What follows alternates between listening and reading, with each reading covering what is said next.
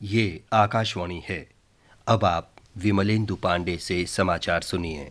प्रधानमंत्री ने कहा है कि सरकार प्रत्यक्ष नकद अंतरण डीबीटी योजना का विस्तार देश के 78 और जिलों में करेगी।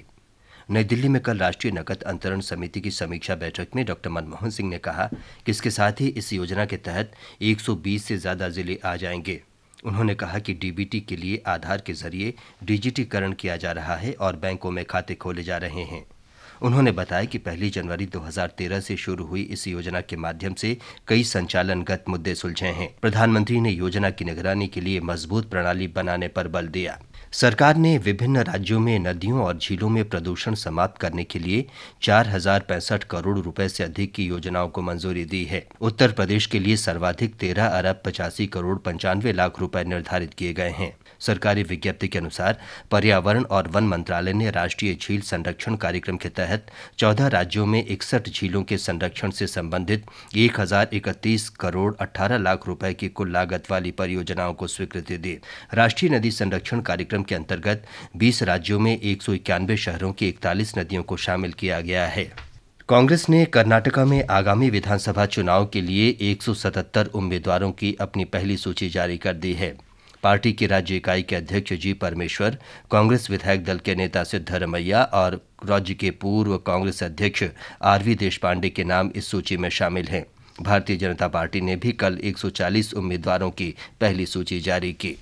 श्रीलंका की नौसेना ने कथित रूप से उसके जल क्षेत्र में मछली पकड़ने के आरोप में 26 भारतीय मछुआरों को गिरफ्तार किया है। श्रीलंका नौसेना के प्रवक्ता कमांडर कोसला वर्णकुल सूर्या ने कहा कि मछुआरों को कल उत्तरी जाफना प्रायद्वीप के कराई नगर के तट के निकट गिरफ्तार किया गया।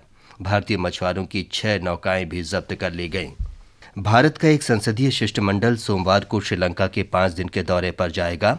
ये दल भारतीय विकास परियोजनाओं का जायजा लेने और स्थानीय लोगों से मुलाकात के लिए उत्तरी और पूर्वी प्रांतों का दौरा भी करेगा। बाद में शिष्टमंडल में सदस्य श्रीलंका के विदेश मंत्री जी.एल. परेज और आर्थिक विकास मंत्री बासिल राजपक्षे सहित शीर्ष राजनेताओं से मिलेंगे। इटली के प्रधानमंत्री मारियो मोंटी ने अपने नौसैनिकों के मामले में कल विदेश मंत्री सलमान खुर्शीद से टेलीफोन पर बातचीत की। श्री मोंटी ने 2 भारतीय मछुआरों की हत्या के लिए भारत में कैद इटली के 2 नौसैनिकों को मौत की सजा सुनाए जाने की आशंका पर चिंता व्यक्त की। इटली के विदेश उपमंत्री स्टेफन दे मिस्तूरा ने कल नई दिल्ली में श्री खुर्शीद से मुलाकात की। राष्ट्रीय जांच एजेंसी ने इतालवी नौसैनिकों पर हत्या का मामला दर्ज किया है। रूस और ब्रिटेन ने कहा है कि उत्तर कोरिया की राजधानी प्योंगयांग से अपने दूतावास तत्काल खाली कराने की उनकी कोई योजना नहीं है।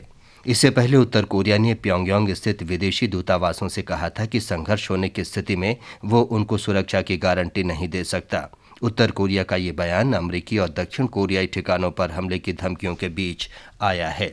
राजस्थान में जयपुर के निकट सांगानेर में कल 2 समूहों के बीच झड़पों के बाद कर्फ्यू लगा दिया गया है। इलाके में कानून व्यवस्था बनाए रखने के लिए अतिरिक्त पुलिस बल तैनात किए गए हैं। बृहस्पतिवार को एक मोटरसाइकिल की पार्किंग के मुद्दे पर हुए मामूली विवाद ने उग्र रूप ले लिया और क्षेत्र में तनाव फैल गया।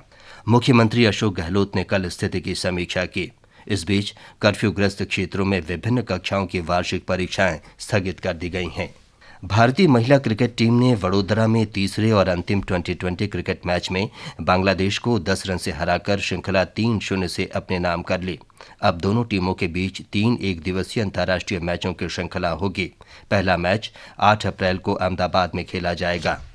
आईपीएल क्रिकेट में आज दिल्ली डेयर डेविल्स का मुकाबला राजस्थान रॉयल्स के बीच और दिल्ली में शाम 4 बजे से मुकाबला चेन्नई में सुपर किंग्स और मुंबई इंडियंस से चेन्नई में रात 8 बजे से होगा। कल हैदराबाद में सनराइजर्स हैदराबाद ने पुणे वॉरियर्स को 22 रन से हरा दिया।